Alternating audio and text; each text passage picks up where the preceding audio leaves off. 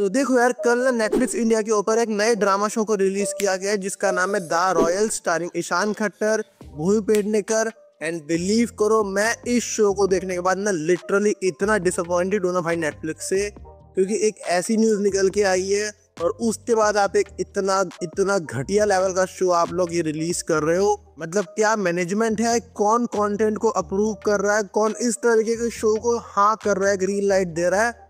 मेरी समझ से पूरी तरीके से बाहर है। अब मैंने इसको वॉच किया है, आपको क्यों इसको नहीं देखना चाहिए, क्यों ये आपका टाइम डिजर्व नहीं करता है, आप लोगों को सब कुछ जानने को मिलने वाला है। तो बिना आपका टाइम वेस्ट करे चलिए आज की इस वीडियो को शुरू करते हैं। और देखो, पहले बात करते हैं जो इसकी स्टोरी बेसिकली मुझे समझ में आई कि इसकी स्टोरी फोकस करती है एक ऐसी फैमिली को जिसके पास कहने के लिए बहुत सारा पैसा है, लेकिन किस तरीके से उस पुश्तैनी राजघराने का जो हेड थे यानी कि जो महाराज थे, किस तरीके से उनकी डेथ हो गई है और अब उनकी जो प्रॉपर्टी है किस तरीके से उनके बच्चों में बंटने वाली है। और अब इस राजघराने को संभालने के लिए जरूरत पड़ती है यहाँ पे एक नए प्रिंस की। और साथ में आपको देखने को मिल रहा है किस तरीके से भूमि पेडनेकर जो है वो बिना मतलब का फैमिली का जो झंडा है वो लेके चल रही है इस शो के अंदर। मतलब उनका जो कैरेक्टर है वो लिटरली इस तरीके का है कि भाई इतना इरिटेटिंग कैरेक्टर है वो, जिस तरीके से वो बात करती है, जिस तरीके से वो ट्रीट करती है, जिस तरीके से वो चीट करती है, उसके बाद भी उसको विक्टिम बनना है। मतलब आप लोग लिटरली सोच में पड़ जाओगे कौन इस तरीके के फीमेल कैरेक्टर्स लिख रहा है। भाई मेरी समझ से बाहर है।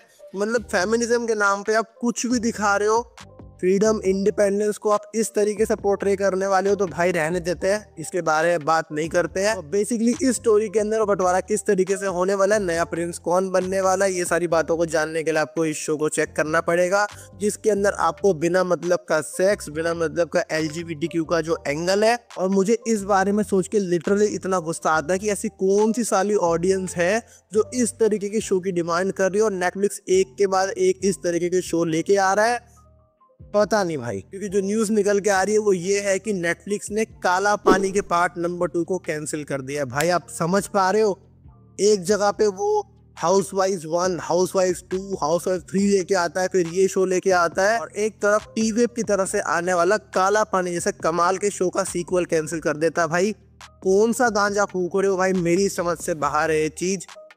मुझे समझ में नहीं आया कि कौन सी ऑडियंस है जो इस तरीके के शो की डिमांड नेटफ्लिक्स से कर रही है। और अगर देखो बात करें इस शो के अंदर आपको टोटल जो है वो 8 एपिसोड देखने को मिलते हैं, जिनका रन टाइम जो है वही 40 से 50 मिनट के बीच में रखा गया है।